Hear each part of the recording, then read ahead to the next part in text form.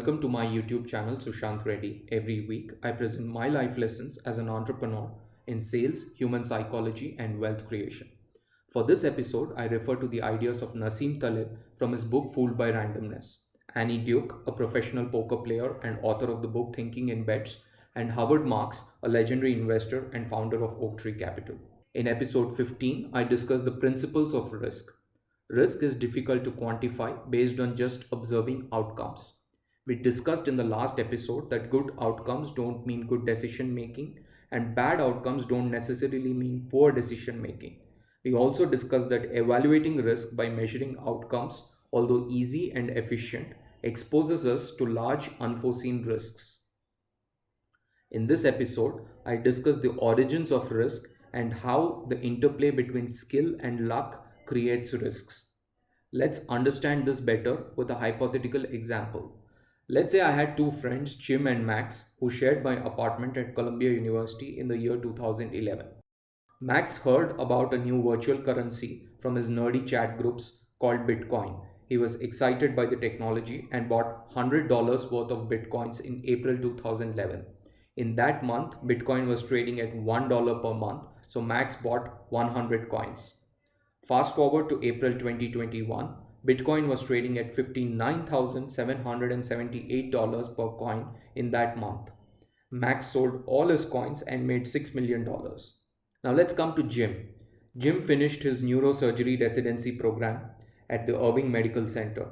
He then completed a fellowship and joined the UCSF Medical Center in San Francisco. Jim was very talented and assisted the lead surgeon in conducting several neurosurgeries. His income quickly rose, and as this chart indicates, he was in the highest income bracket of doctors in the United States. In the year 2021, Jim's net worth rose to $6 million. Let's say I end up in the United States after 10 years and meet both Max and Jim. I have no background or information on what they have done during this time. All I can see is the lifestyle of Jim and Max, the neighborhood they stay in, the type of car they own, and so on. I cannot differentiate the cause and nature of wealth of each individual and the type of risks they've taken to acquire that wealth. Money is fungible, and regardless of how we acquire it, each dollar buys us the same amount of pizza or burrito. Let's study the difference in wealth of Jim and Max. If someone had to analyze the risk in Bitcoin way back in 2011, there were dime a dozen risks.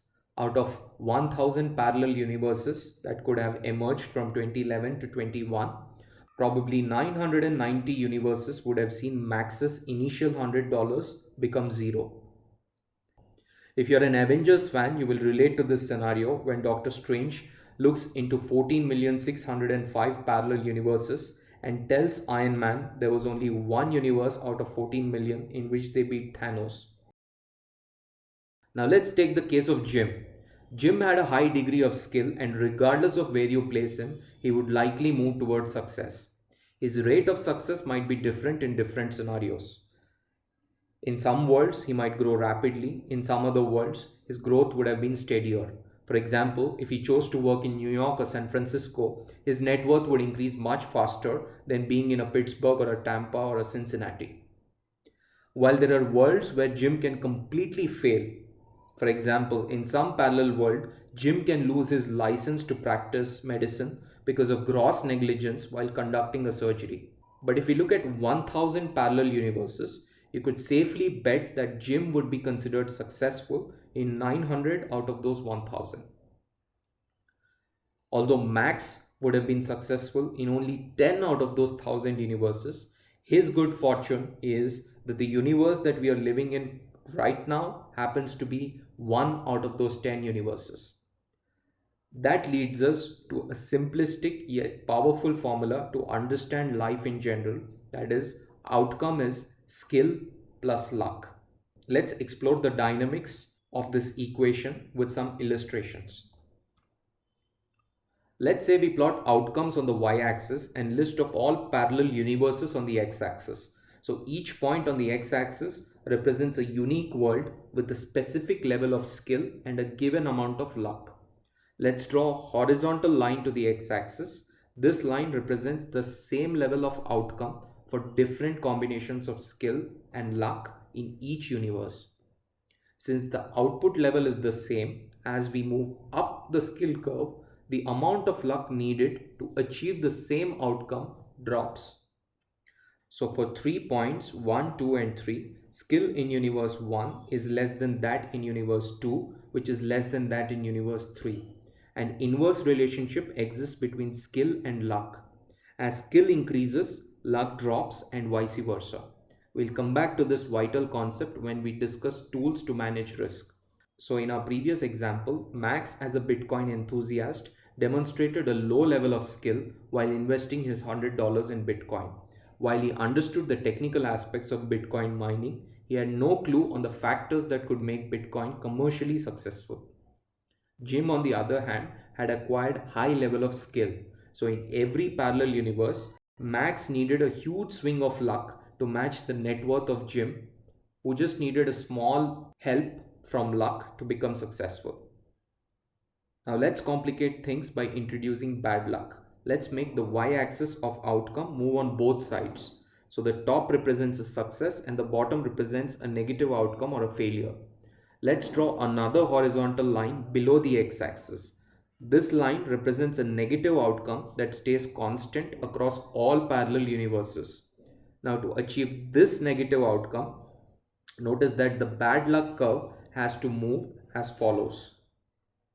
So if you add the pink and the green curve, you end up with a flat horizontal line of negative outcomes or failure. As noted earlier, when a person has high level of skill, to achieve a good outcome, he needs a small bit of luck. At the same time, to achieve a disastrous outcome, he needs a huge slice of misfortune to come his way. In the previous example, Jim had to commit a blunder, a fraud, or gross negligence to risk a really disastrous outcome that could lead to a loss of license. So the key learning is when you have high skill, luck becomes asymmetric. A small good luck is enough to lead to a success, but to push you to a failure, you need a large slice of bad luck. What this also means is that a highly skilled person develops a certain amount of resilience to bad luck in the long term. Not knowing where you are on the skill versus luck chart creates risk. Greater the difference between where you think you are and where you actually are, greater is the risk you're exposed to. Let's suppose you're actually at a point A in the skill luck chart. You got hit by a negative outcome. Your mind starts talking to you at this point. Hey man, you're actually at B, a much higher level of skill. The fact that you had a negative outcome just means that you got hit by extreme bad luck. Luck is not under your control, so don't be too hard on yourself. There is nothing you could have done to change the outcome. I call this mind talk as rolling up the skill curve.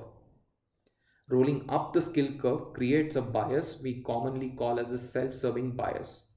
So the purple zone is where your skill slash bad luck actually is, but in your mind, you're actually in the red zone with a higher level of skill and a higher level of bad luck. So the effect of rolling up the skill curve is to accept that you got hit by a huge slice of bad luck and that there was nothing that you could have done differently. Now let's see what happens when you're successful. You're actually at point A with a given skill level and some good luck assisting you. Your mind says, hey man, you're a genius. You made this outcome happen with sheer hard work, attitude and knowledge.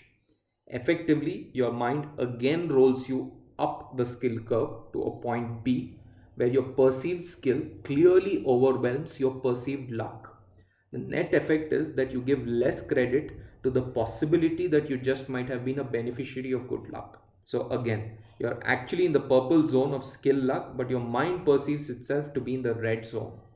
Underpricing luck in good times and overpricing luck in bad times creates a self-serving bias. This is one of the most widespread biases we have as humans. Here are some examples of self-serving biases. You hear them all the time from CEOs to economists to entrepreneurs, you name it. This is so common that each of us can easily list 10 scenarios where we demonstrated this bias. Now let's look at how our mind perceives outcomes of others. Suppose our friend had a positive outcome and he is actually at point A on the skill luck curve. When it comes to others, we roll down the skill curve and our mind takes us to the point B. While self-serving bias rolls up the skill curve, this phenomenon rolls us down the skill curve. Point B is a low skill, high luck point. Our mind reasons with us that B's success was largely due to a stroke of good luck. This nature of I won because of my skill, but you won because of your luck is what I call the envy bias. In the envy bias, you tend to underprice skill and overprice luck for others, an exactly opposite state of mind compared to a self-serving bias. This again is very common, but I feel this is slightly less common than the self-serving bias. Then there is a third kind of bias where you roll up the skill curve to attribute higher skill to others' outcomes. This is because we usually defer to authority, and I call this the authority bias. For example, if Elon Musk is investing in bitcoins, I am going to invest in bitcoins because whatever Elon Musk does must be right. Here are some other examples of envy and authority bias. So why do we have these biases? A large body of behavioral psychology seems to suggest that our mind as part of evolution serves three purposes. It wants us to be happy to ensure the highest chances of survival. It wants to keep us confident. So the envy and the self-serving bias helps us to be happy and confident. It wants us to take the path of least resistance to make things easy for us. So authority bias is making things easy for us by making us copy what other experts do. So in this path of confidence, happiness, and simplicity, our mind often puts us into a huge trouble in the long term. To summarize, outcome is a combination of skill and luck. Risk originates when we don't know where we stand on the skill versus the luck curve. Highly skilled persons and teams need small good luck for success and large slice of bad luck for failure. Self-serving bias underprices luck in good times and overprices luck in bad times.